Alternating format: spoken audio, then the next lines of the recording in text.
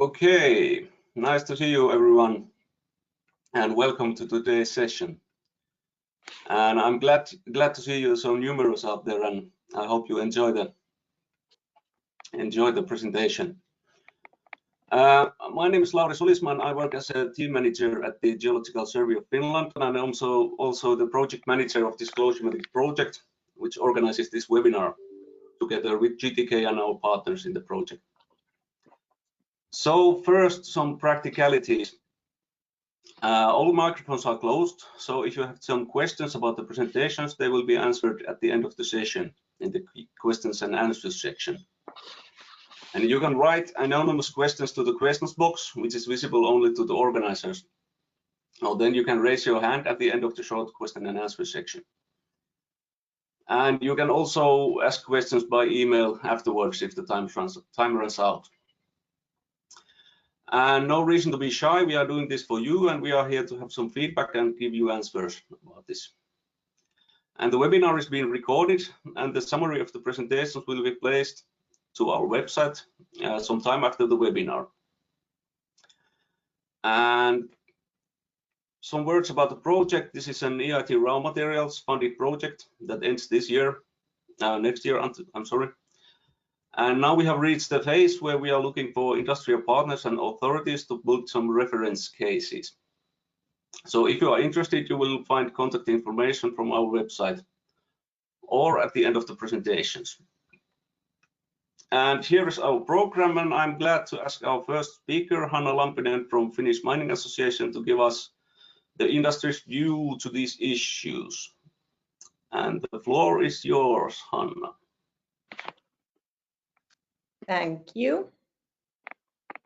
So, as mentioned, my name is Hanna Lampinen, and I'm going to give you a presentation on how to change the way of thinking, implementing continuous closure to mining industry. I'm an environmental specialist at the Finnish Mining Association, been since June 2020. And I've previously worked, for example, for Agnico Eagle Finland, which is a gold mine in northern Finland. And I'm a Bachelor of Engineering. And there's my email. And I'm sorry to say my schedule is really tight. Straight after my presentation, I have to forward to another webinar. So please, if you have any questions, please send me an email. So first of all, what is continuous closure? First, I'm going to tell you how it's done now. So previously or even currently, closure actions have been done after mining operations have stopped. This has caused problems with, for example, coordination, cost evaluation, functionality of the actions, including environmental aspects, especially continuity after possible owner changes, and then social acceptability. With continuous closure, these problems can be avoided. And continuous mine closure is a dynamic process that takes into account environmental, social, and economic considerations at an early stage of a mine development. And what's fundamental to this process is that there's a need to consider closure as a part of the mine operations core business. And here's a picture of a mine closure framework that has been taken from the ICMM's Integrated Mine Closure Guide. So closure needs to be considered throughout the life of mine. Designing for mine closure must be integrated into planning from the earliest stages of exploration and mine development. Early consideration of mine closure will make it easier and more cost-effective to achieve final closure objectives. As the mine proceeds through construction, operation, final closure, and the post-closure period, various domains or portions of the mine may be closed while operations continue, with final closure taking place at the end of the life of mine. While this figure shows a linear process for the implementation of the closure, planning for the closure is an iterative process, while the closure plan refined and updated throughout the life of mine. Closure planning is actually cyclic, and we're gonna see it next, as information relevant to closure is updated and gathered. This information may come through many different sources, such as ongoing engagement with the stakeholders and communities, or learning gained through the implementation of continuous closure. And then the different elements of closure planning. Well, first of all, as already said, closure should be integrated into the mine business plan, including the short, medium, and life of mine planning processes throughout the mine life. An engagement with stakeholders should take place throughout the closure planning process. And first, there's the knowledge base, and that's the archive for information that will be developed throughout the life of mine with regular updates as data is collected and reviewed. Then we come to the closure vision, principle, and objectives. Those should be defined early in the closure planning process and refined through the life of mine with input from the stakeholders and the knowledge base. The vision will typically incorporate an overview of the post-closure and land use and will evolve as more information becomes available. And then where the use of land after mining can be defined, this greatly helps with the closure planning. A defined post-closure land use or range of possible post-closure land uses and required land capabilities will inform all aspects of the closure plan, particularly the definition of both the closure vision and objectives. Then to the risks and opportunities. A wide range of risks and opportunities are associated with closure, covering physical, social, economical, and ecological considerations. Formal identification and evaluation of risks and opportunities helps to set priorities and shape many aspects of the closure plan, including the selection of closure activities. And then the activities.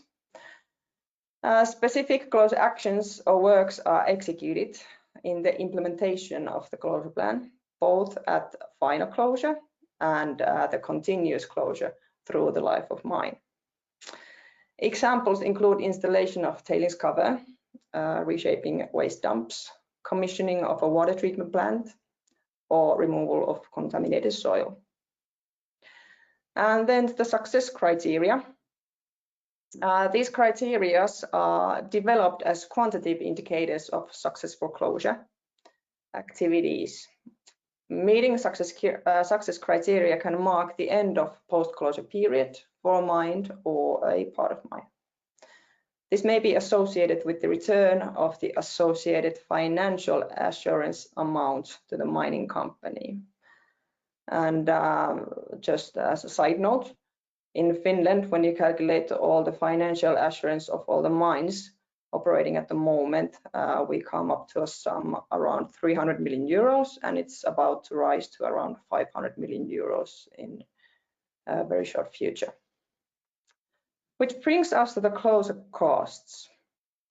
A very key part of the closure planning process is estimating the closure costs of all aspects of the closure and updating those estimates as the plans evolve and more information becomes available. Then a closure execution plan that will be developed and regularly updated through the closure planning process, while the closure plan describes the actions that will be carried out as part of implementing site closure. The plan identifies specific actions to be carried out during the mine life in support of closure planning and implementation of closure activities. Then the monitoring, maintenance, and management.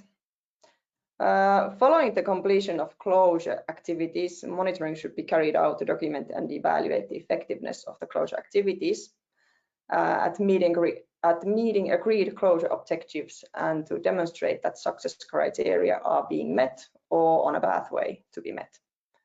Monitoring of sites against success criteria may lead to identification or maintenance needs. Rehabilitated areas may also need to be managed as part of the broader ecosystem. And then about the relinquishment. That's not something that we necessarily recognize in Finland as part of the mine closure, because in Finland we are not really never kind of free from liabilities when it comes to closing a mine, because the monitoring stage at least lasts for tens of years after the closure has been done. And then a bit more closely to the closure vision, principle and objectives. And why I took this here is because I think that one of the very key elements of successful closure is to determine the objectives, because without the objectives, it is very hard to determine the closure activities and success criteria. So first, about the closure vision, it provides a high-level description of what an operator or company wants to achieve through implementation of the closure plan. This includes, for example, how the company will be remembered. As the way a company exists, a mine site can impact positively or negatively on its reputation. Reputational impacts can affect in the company's social license. The closure vision is a guiding statement for the development of the closure plan. Then about the closure principles, here are only some of them. These are general in nature and are typically applicable to a wide range of sites and conditions. And first there's safety, which means to promote physical safety of the closed sites and closed mines over time, for example, to avoid falls from height. Then there's physical stability. It means to promote physical stability or the physical sustainability of the closed mine site over time, creating a physical stable landscape that limits long-term erosion potential and environmental degradation. In the long term, such that there is a little or no safety or risk to personnel or the environment due to excessive movement of permanent landforms. Then chemical safety or chemical stability. It means to prevent adverse effects on the local environmental quality by chemical contamination arising from the site. Things like acid, rock drainage, and metal leaching are common chemical stability issues. Then ecological stability. It means to ensure that the post-closure ecosystem at the closed site is either stable and remains in a sustainable state or is compatible with the planned post-closure land use. This may include goals for biodiversity and for the proposed land use. Then risk limitation. This means to control the risk to an acceptable level in a number of distinct areas, such as safety, environmental, financial, legal compliance, and social. And most mining companies will look at the closure through a risk assessment framework, in which controlling risk is commonly an implicit or an explicit principle. And then we come to the closure objectives. While the closure vision provides comprehensive direction for closure, and the principles provide a general framework, the closure objectives provide concrete and site-specific and typically measurable statements of what closure activities or measures aim to achieve.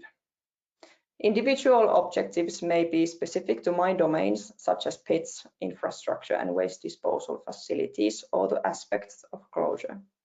For instance, a site-specific objective could be that water quality in the flood pit is safe for wildlife to drink. And what gives input to closure objectives? Well, these can be divided into two different categories, those being internal and external. Internal considerations are, for example, well, of course, the company policies, most probably the company permits, guidelines, timing, and so on. And external considerations, I think that the most important ones could be community vision and public pressure, and those should be taken into account when you're thinking about the closure objectives. Then we come to my last slide, where I try to sum up why we need to change the way of thinking, why change from post-closure actions to continuous closure. Well, first, there's the environmental aspects.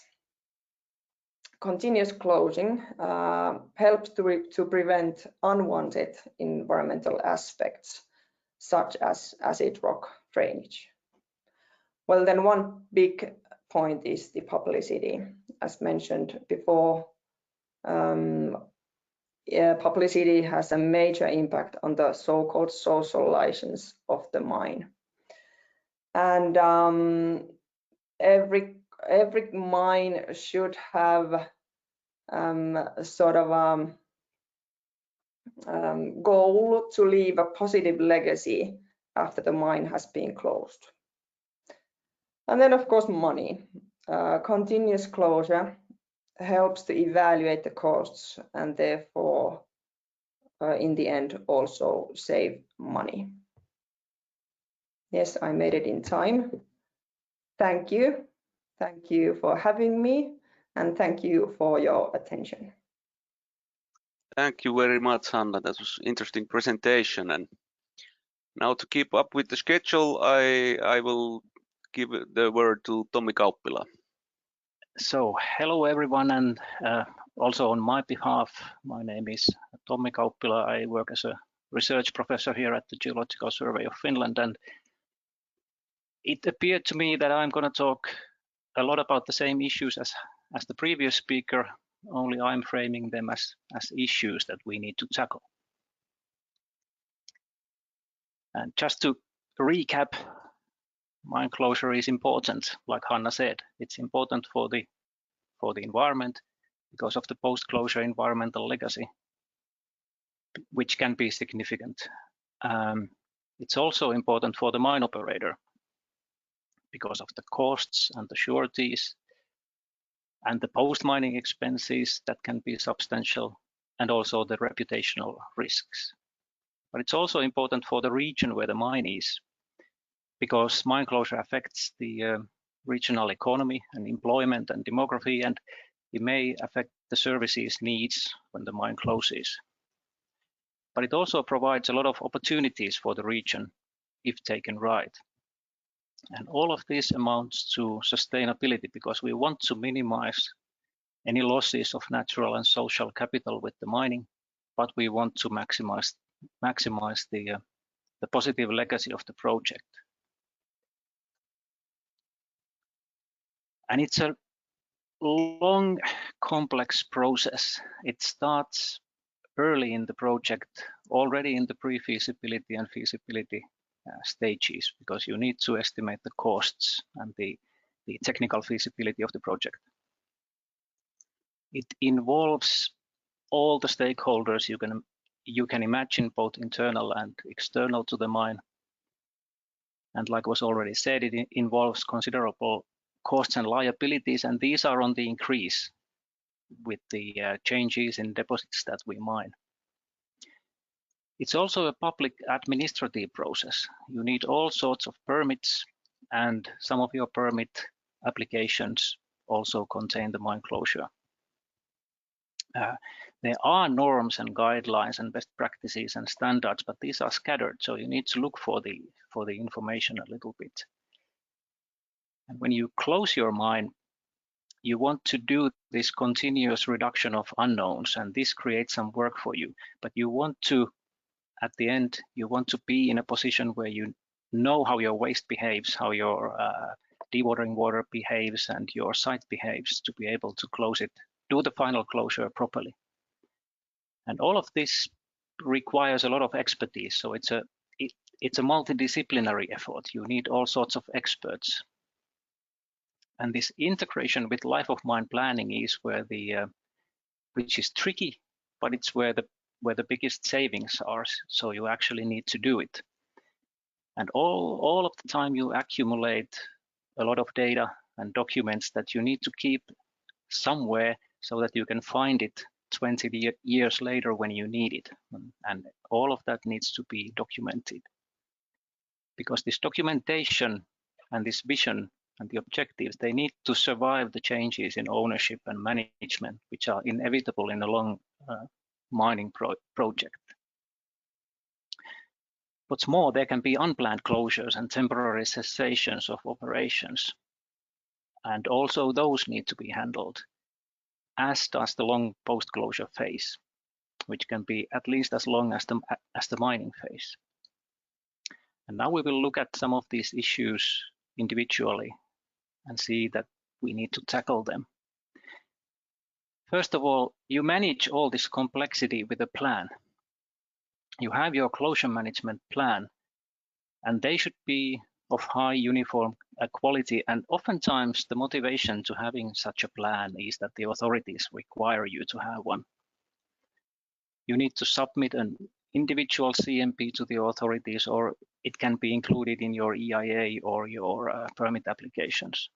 These CMPs are typically paper documents that you store in folders, not just one folder, but folders, because oftentimes they contain several appendices from various sources, typically your consultants. And these are documents like this are difficult to update, but they are easy to put on the shelf and then forget there. But we need to manage the closure every day. Therefore, we argue that every mine should have an up-to-date in-house closure management plan right from the start of the project, because we don't do this for the authorities alone. We actually need to use it ourselves. At first, it's fairly general, but it evolves all the time and creates more detail as you learn more about your site, and it accumulates documents. So updating your plan and changing your mind should be easy. So you need version control and change logs and approval schedules and workflows and so on to really use it every day. And at the end of the day, you still need to produce those administrative documents for the authorities, and they should be of good quality as well. Several jurisdictions, not Finland, have published guidelines for preparing official mine closure plans. And it would be ideal if you could produce those easily from your in-house, very detailed master plan that you use in your everyday mine closure activities. And authorities are going digital with all these e-government initiatives, so mining needs to go digital as well. And like I said, it's a collective effort. You need all sorts of expertise. It's never a single person undertaking. So you need to manage contributions from several persons in the company, and even more people in the mine or at the mine use this closure management plan in their work. There can even be co-creation with stakeholders in drafting this CMP. So you need user management, and you need users with different profiles and CMPs assigned to selected users, and you may even need to manage third-party contributions outside of your organization, and you need to figure out how to make that happen. And all the time you accumulate data for two reasons. First, you progressively close individual facilities as you go, and this creates data and documents. And then there is this desire to learn more about your site and to constantly reduce uncertainties. So these two activities generate a lot of data and documents, so plans and designs and procurement documents and construction documents and photos and inspection documents of your constructions. And then these long-term tests that you commission, trials that you made, and studies and analysis of your monitoring data to learn more about your site. And copies of all these documents should be stored and made easily accessible for later use. And they should be available in the correct context in your in-house master plan and in your action plan, so that you can find them where you need them. And then there is this integration with life of mine planning, because this is where the cost savings are. The aim is, especially for waste rock management, to integrate your closure schedule with your life of mine mining plan, to be able to move each rock only once, because this is where the most savings are. On the other hand, closure activities also utilize waste rocks. So you need to know when these rocks that you actually need come out of the pit.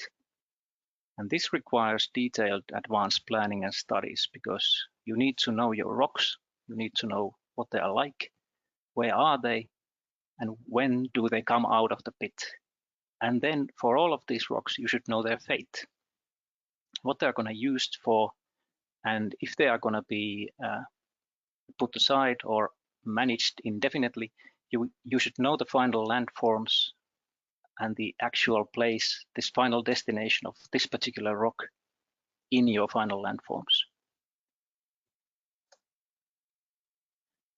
And all of these fine plans, they don't come to reality if you don't have actions planned. Therefore, you will need to plan a multitude of individual actions that you need to then monitor. So you need to have an action plan with actions that have a start date and end date, responsible persons, estimated costs, actual costs, approvals, documentation, and so on. And these actions should be linked to your closure topic. So for instance, one of your closure topics is, let's say, waste rock management. So you need to find your waste rock management actions to be able to track them. And you need to link your planned actions to your waste rock management. And you also need to link them to your spatial functional domains, because the way the mine is closed is oftentimes that you divide it into domains. Let's say you may have 3 waste rock piles, and all of these, each of these is a domain. So you need to know like all the actions related to your northernmost waste rock pile. And when you have the actions planned, you can track them. You can track them for start dates and end dates. Are you early? Are you late? Should you start? The degree of completion. How much do I still need to work on? And the expenditures. How much money did I already spend on fixing this waste rock pile, and how much money am I going to need next quarter to work on that waste rock pile. And you will group these actions to track larger entities, individual domains, but also individual closure issues or closure topics. And closure objectives, these higher level objectives, should be tracked too. These may not be tracked possibly from the actions alone, but you need a separate section for that. And it costs a lot to close a mine. And you need to estimate these costs and take them into account already in the feasibility phase. And let's be honest, it's the financial department who oftentimes wants you to know your mine closure schedule and update your CMPs, because they want to know how much resources do you still need this year and or the next quarter, and what are the outstanding liabilities. So if you have a detailed in-house up-to-date closure management plan and an action plan with cost estimates, this is the most accurate source of this information. And you can generate reports and figures for the bean counters or for yourself from these. And finally, there is the continuity, because continuity is key in closure management. And like Hanna already said, the post-closure land uses, widely agreed land uses and objectives agreed early on in the project, they should guide all the actions. And these goals should survive changes in management and ownership, and these changes are inevitable. Therefore, you should have this complete standalone closure management system that you can transfer to the new owners so that they can carry on where you left. And it needs to have copies of all the documents that they need, and a complete history of all the actions and changes that have been made, and the original objectives and post-closure land use plans. So mine closure is crucial if we want to produce these positive legacies from mining projects, like Hanna already said. And this kind of a continuous progressive closure, which is integrated to the mine operation, it's the current industry standard for best outcomes. However, this is a complex management challenge, and it's a daily activity throughout the mining project. So we need to manage it every day, and we need all the tools that we can get to manage it. So that was my issues message. Thank you. Thank you very much, Tommi. Good presentation as always. And now we are moving to Gaël Bellenfant's presentation. So please go ahead, Gaël.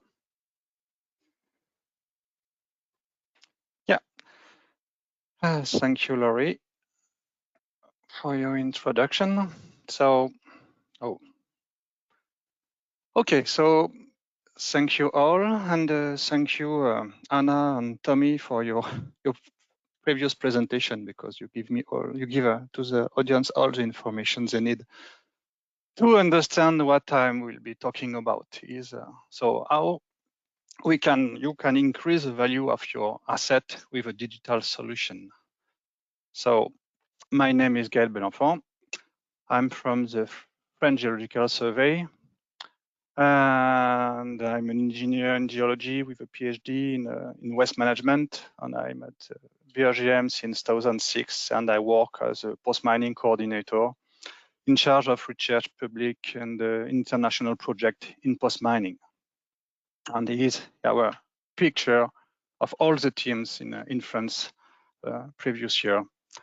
Okay, so from the previous presentation, you now have an idea of what the mining industry need regarding closure. And now I will be talking about how to do it. For example, how to write the CMPs, given that they have to be continuously updated and in a standard way. And how to keep the memory of the documentation, given that there are risks of team changes with time, even ownership changes with time. And how to monitor the closure actions, how to know the responsibilities, how to follow the percentage of completion or the cost, and how to manage the closure liabilities and the uncertainties which are associated to them. For example, when you have a transfer of ownership, how you guarantee the transparency of these liabilities, and how you improve the social acceptance, and how you are sure that you respect and you guarantee that you respect all the stakeholder engagement you made. And finally, how you report internally and externally in a standard way. So all these how to, in fact, are quite in line with the ECMM 10 principles. So what do we bring? We bring a digital solution for a permanently or continuous up-to-date CMP. So, and within, the idea is to be able to manage the user profiles, to have a CMP structure tailored to the user, to have a template system inside to allow editing the content, the text, the pictures, tables, to be able also to have guidance within the system, to be able to manage the documentation and to create all the closure actions. And also to have a real-time visual monitoring system to be able to follow all the action, all the cost. And we have also inside a geographic information system interface on the capacity to click, to print, and to share all the information. So, about the management of user profiles, the idea, so this is a picture of the existing system we are working on. You can manage the internal users, administrators, the managers, the operators. Also, you can have, of course, several operators. And you can manage also external users like consultants, visitors. You can give an access for the authorities, for example, or third parties. And the idea in our system is you can adapt it to any user organization. If you have only one mine to manage or several mines to manage within a group, it is possible. Okay, now what about the closure management plan structure? This is on your left a view of the system when you see one example of a classical CMP structure with the introduction, the project identification, the site information, the description of the baseline, the current status of the environment, the risk assessment, the stakeholders engagement, all the closure actions, the monitoring, the post-closure risk assessment, the closure management, and the financial management. But it is more complex than this, because if you expand all the items, you obtain this. And what we bring is that it is possible to save, to edit, to reduce this table of content. You can adapt the structure to your mining group standard, to the administration requirements, or to project specificities.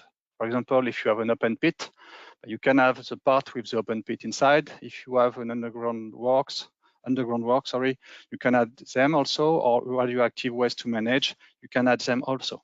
So, and you can, when you create a specific table of content, you can save it and you can reuse it for another project.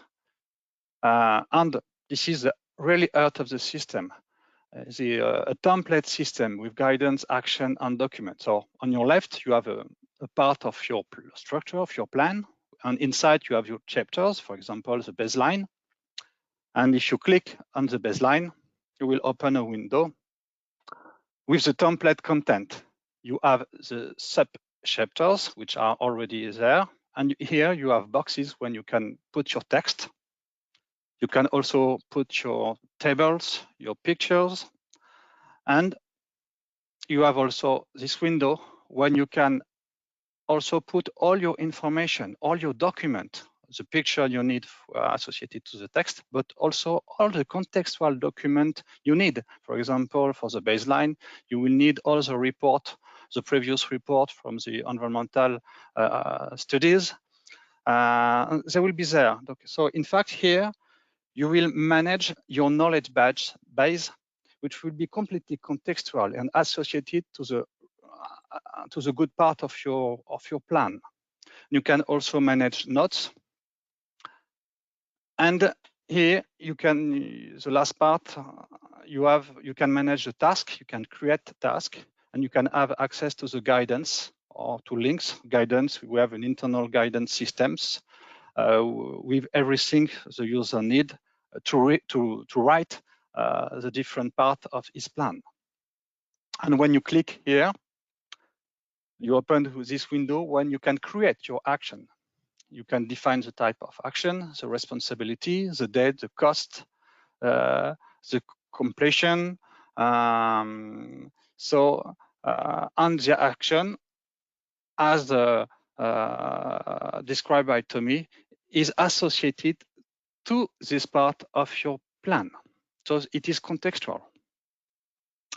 And we have also a real-time visual monitoring interface. So you can visualize all your tasks using a Gantt view, like MS Project or other tools, and you can select only the action you are interested on. For example, only monitor. In this case, it was a selection using the monitoring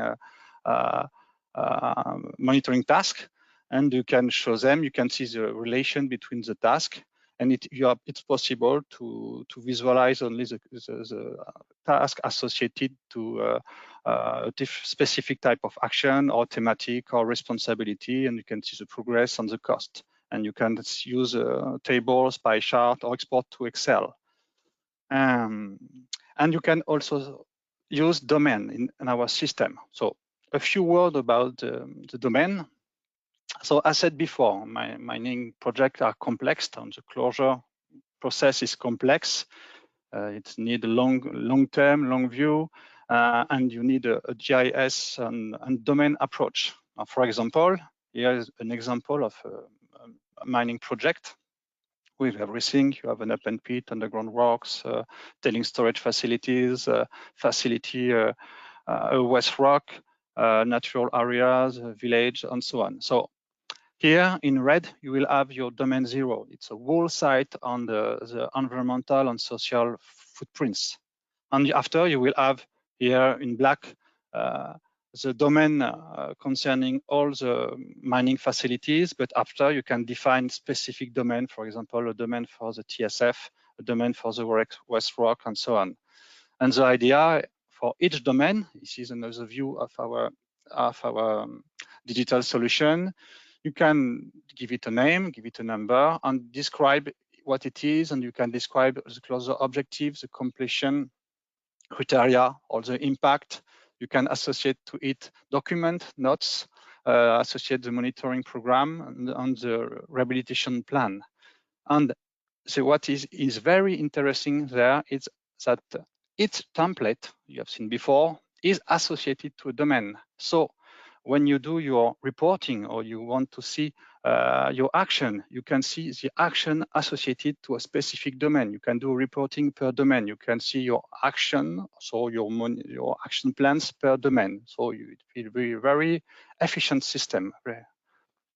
So we have also this GIS interface for the domain management. So you can create, you can import shape files, you can draw them directly in the system, and you can also, so for each domain, you will have this shapefile, and you can visualize everything through this interface.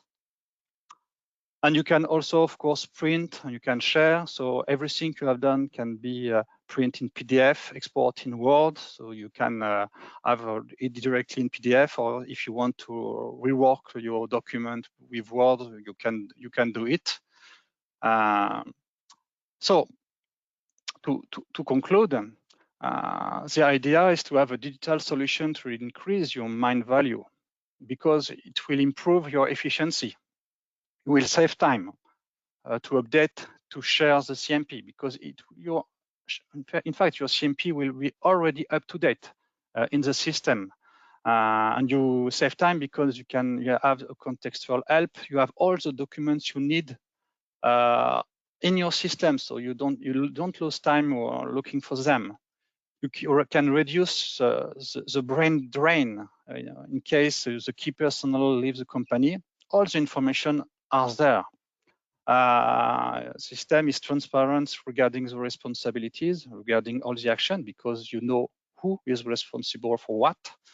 And you can manage your consultant, because the consultant can be partners in your system. They can be users in the system, so they can contribute by themselves to the certain part of your closure plant.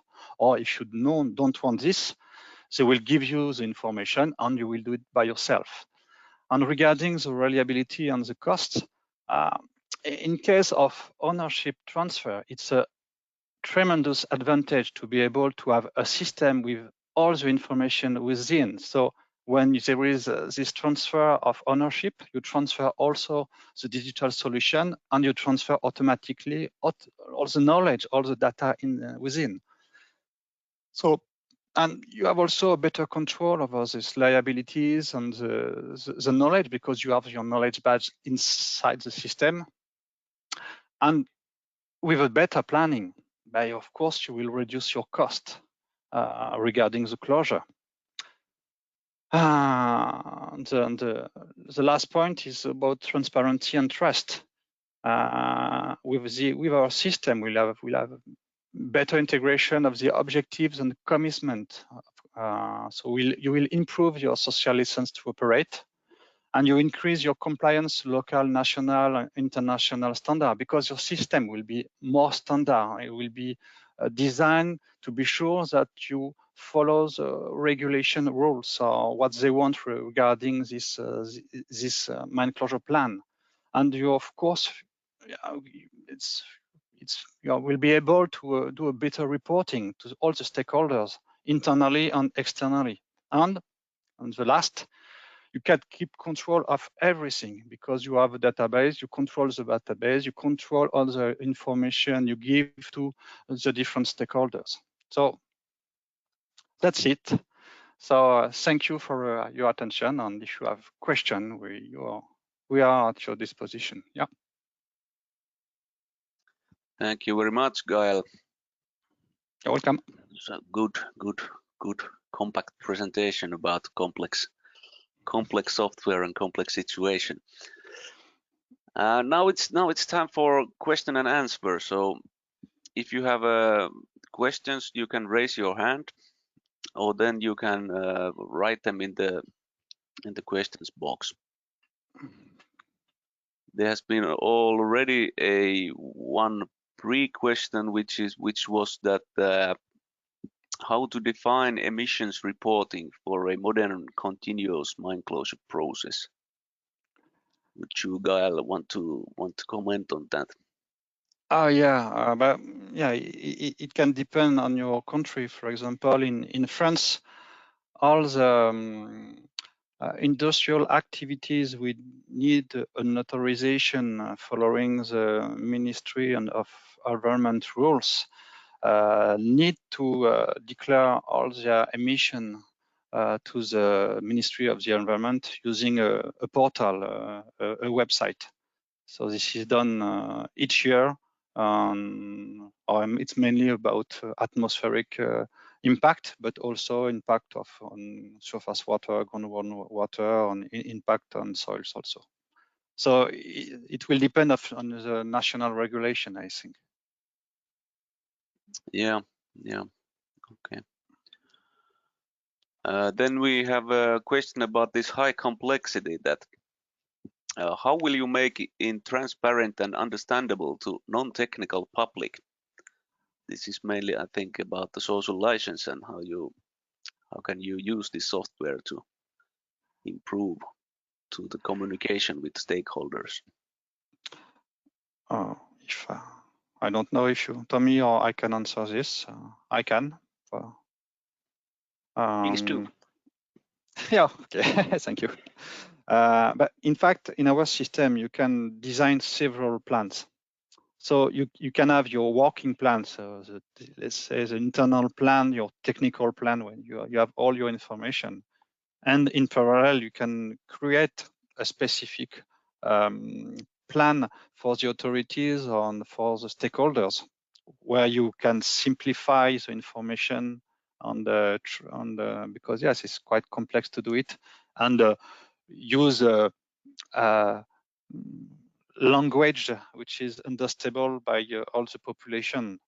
And even you can work in using local language, because of course we are accustomed to work with using English, but with the system you should be able.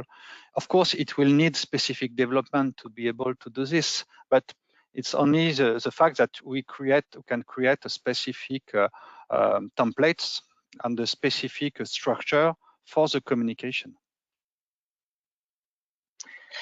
Yes, and in addition, the way you can use this software for that is that it was not shown there, but you can use these, these pie charts and graphs and so on to show the progress of your closure management.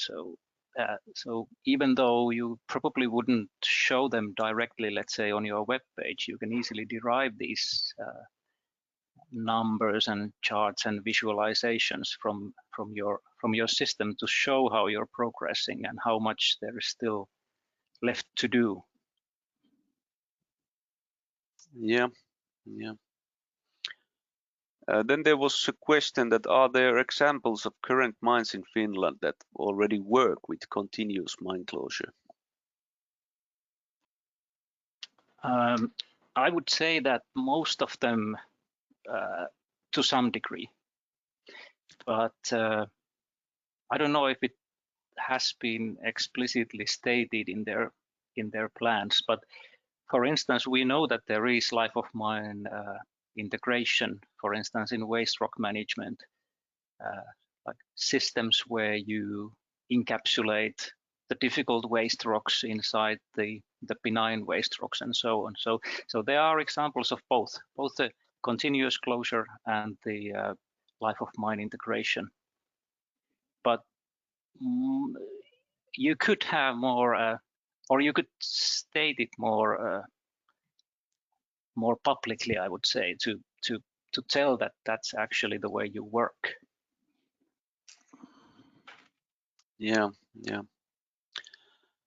Then there was one question about that. Could this be eventually used as a standard for the mine closure throughout the EU and further afield? I think this could be used to create some kind of standards easily, or this could be used as a tool for companies to get know of the standards easily, that we could easily make the collection and the requirements ready for the software, so you could just fill them in.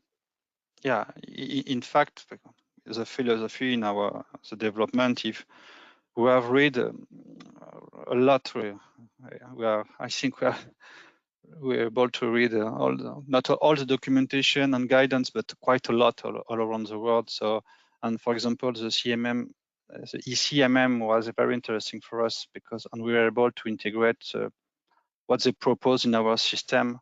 And we also follow the ISO working group regarding planning, closure planning. There is a working group at the moment, and they should finish this new norm should be available in maybe 1 year, less than 1 year, I hope. So the idea is to have something very standard and international, more than the EU. So, and we hope I think our system should be compliant with and adaptable to most situations all over the world. Yeah.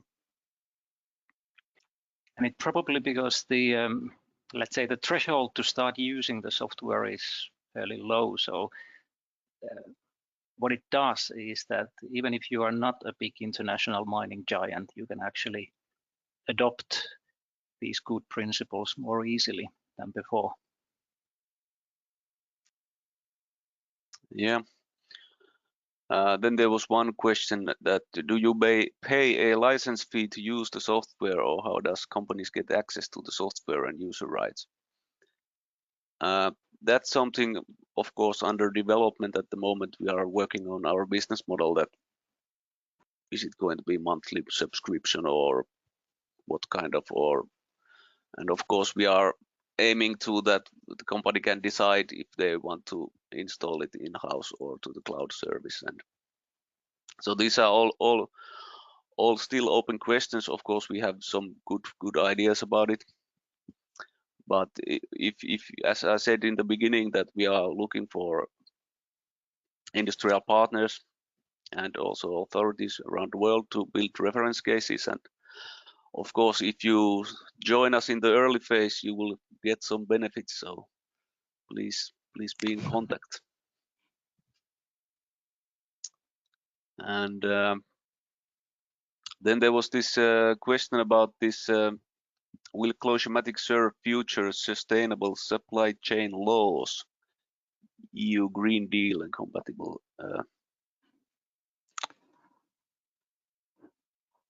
Well, we are talking about transparency. Really... So, but we are talking about transparency in the closure process, not the operation itself. So all the operation related to the closure our system will improve them regarding the efficiency and the transparency and the communication about them. But we don't focus on the extraction, on the industrial process. So I think it is another matter. Will help in a way, but not completely. Yeah. But if I mean, it's foreseeable that the EU will set some kind of standards on how mines should be operated transparently and responsibly if EU is to source raw materials from those mines. And I think doing the closure right or getting the closure right is definitely one part of those requirements that the EU is eventually going to have. Yeah, thank you. Okay, I think it starts to, the time is running out. So I would still like to thank all of our presentators and all of the viewers out there. And as said, these presentations are found from our website closurematic.com. And please keep in touch and give us feedback. And that's all. Thank you. Okay. Thank you all. Thank you.